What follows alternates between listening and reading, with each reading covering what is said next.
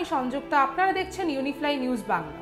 গতকাল মুখ্যমন্ত্রী মমতা বন্দ্যোপাধ্যায় রাত জেগে জলপাইগুড়ির পরিস্থিতি খতিয়ে দেখলেন। প্রশাসনের কাছে জানতে পারলাম রেস্কিউ অপারেশন অলরেডি ওভার হয়ে গেছে, এখন নতুন করে রেস্কিউ করার কিছু নেই। অ্যাডমিনিস্ট্রেশন খুবই ভালো কাজ করেছে এবং এখানকার ডাক্তার, নার্স, স্টাফ থেকে শুরু করে, সিস্টার থেকে শুরু করে তারাও খুব ভালো উদ্যোগী ভূমিকা নিয়ে দারুণ কাজ করেছে।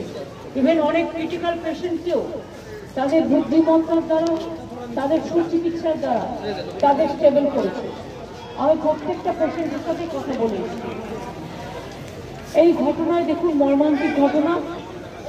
বাংলায় প্রচন্ড বেশি ঝড় জল হয়, কারণ বাংলাদেশ আর বাংলা, পশ্চিমবাংলা এই দুটো জায়গা হচ্ছে নদীমাতৃকা দেশ। আমাদের পাহাড়, অরণ্য, পর্বত, নদী, সমুদ্র, জলাশয় প্রচুর আছে, তেমনি ঝড় জলটাও খুব বেশি হয়। এবং আজকেও মাত্র 3 মিনিট যেটা মানুষ বলছে, আর যে ধোয়ার কুণ্ডলিটা আমি দেখলাম, দেখে আমারই গা শিউরে উঠছে। যারা মারা গিয়েছেন তাদের বাড়িও আমি গিয়েছিলাম, পেশেন্টদেরও সবাইকে দেখলাম এবং আমি প্রশাসনকে ধন্যবাদ জানাচ্ছি। তারা সঠিক সময় সঠিক উদ্যোগ নিয়ে রেস্কিউ অপারেশন এবং রিলিফ অপারেশনটা খুব ভালো করেছে। আপনারা জানেন এখন ইলেকশন ডিক্লেয়ার হয়ে গেছে, হয়ে গেছে, কিন্তু 3 মাস ধরে ইলেকশন চলবে। এই সময়টা ঝড় জলের টাইমও, এবং এটা কিন্তু এমার্জেন্সি সিচুয়েশন।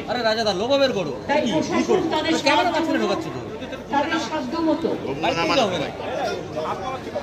পলিটিক্যাল পার্টির লোকেরা election code of conduct declare হয়ে গেলে ফাংশনারি হিসেবে বলতে পারি না, কিন্তু আমরা এটা নিশ্চয়ই বলতে পারি, আমি নিজে গভর্নমেন্টেও আছি, যে প্রশাসন মানুষের পাশে ছিল, আছে এবং থাকবে। এবং প্রশাসন তাদের যাবতীয় কাজ, ঘর বাড়ি থেকে শুরু করে, ট্রিটমেন্ট থেকে শুরু করে, রিলিফ দেওয়া থেকে শুরু করে, বাদ বাকি আরো কিছু যে সমস্ত সহযোগিতা করবার, সেগুলো প্রশাসন তাদের সময় মতো করে দেবে। সাথে থাকুন, দেখতে থাকুন ইউনিফ্লাই নিউজ বাংলা।